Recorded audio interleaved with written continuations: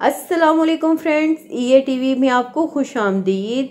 Drama serial जलन की next episode में आप देखोगे कि निशा जो चाहती थी वो अपने प्लान में कामयाब होती जा रही है।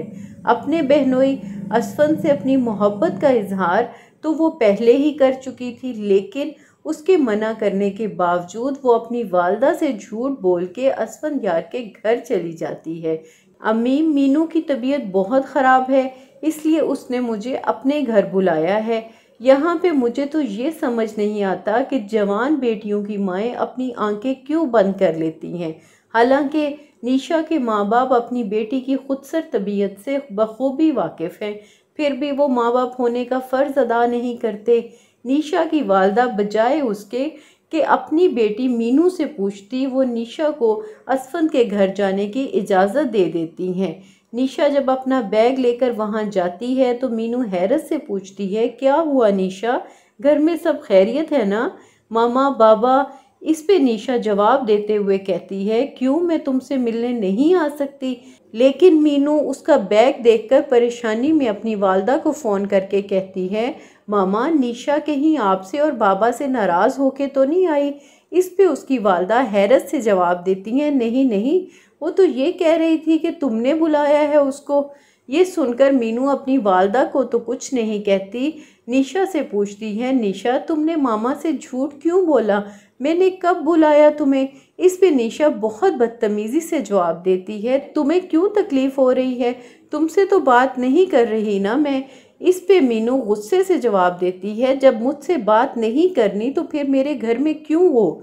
इस पे वो बेहिसी से कहती है, मीनू, ये सिर्फ तुम्हारा घर तो नहीं। मीनू बेचारी अपनी बदतमीज़ बहन को क्या जवाब देती। उधर शाम को असफन जब ऑफिस से वापस आता है तो निशा बहुत तैयार होकर उसका इंतज़ार कर रही थी। उसे देखकर असफन हैरत से पूछता है, निशा, तुम यहाँ। इस पे वो असफन के करीब आते हुए जवाब देती है, क्यों, मैं नहीं आ सकती क्या, लगता है ज़्यादा खुश नहीं हुए आप मुझे यहाँ देखकर। इस पे असफन जवाब में कहता है, क्या मेरा चेहरा देखकर तुम्हें लग रहा है कि मैं खुश नहीं हुआ। इस पे निशा मकारी से जवाब देती है, चेहरों का क्या है, वो तो झूठ भी बोलते हैं। निशा जैसी औरतें दूसरों का घर जब बर्बाद करती हैं तो वो भूल जाती हैं कि जो मर्द अपनी बीवी और बच्चों के साथ वफादार नहीं, वो भला पराई औरत के साथ कैसे वफा करेगा। रात में असफन जब टीवी देख रहा था तो निशा उससे रिमोट छीनते हुए शरारत से कहती है, अब मैं देखती हूँ, कैसे देखेंगे आप। इस पे असफन कहता है, प्लीज़ निशा, मुझे रिमोट वापस कर दो।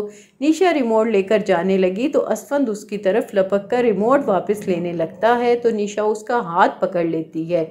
उन दोनों को इतना करीब देखकर मीनू, जो कि असफन को बुलाने आई थी, वो ये सब देखकर चिल्ला कर कहती है, असफी, ये सब क्या हो रहा है।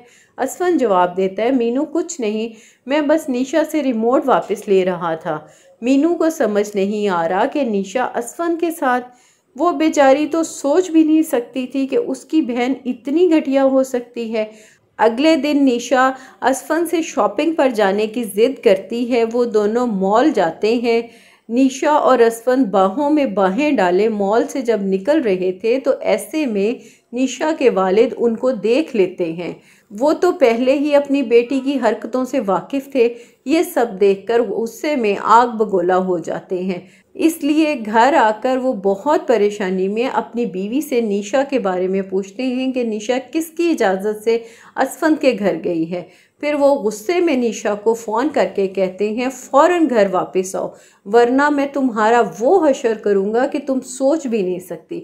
निशा फ़ोन बंद करके असफन को कहती है, असफन, बाबा को मालूम हो गया है हम दोनों के बारे में, वो बहुत गुस्से में हैं, मुझे घर वापस आने का कहा है उन्होंने। असफन, प्लीज़ मुझे अपना लें और मीनू को छोड़ दें, वरना मैं क्या जवाब दूंगी बाबा को। वो तो असफन के सामने ऐसे डर रही है जैसे उसे अपने माँ बाप की इज्जत की बहुत परवाह है। खुद सर, बदतमीज़, बेहया लड़की ये सब सिर्फ इसलिए कर रही है ताकि असफन प्रेशर में आकर उसे अपना ले।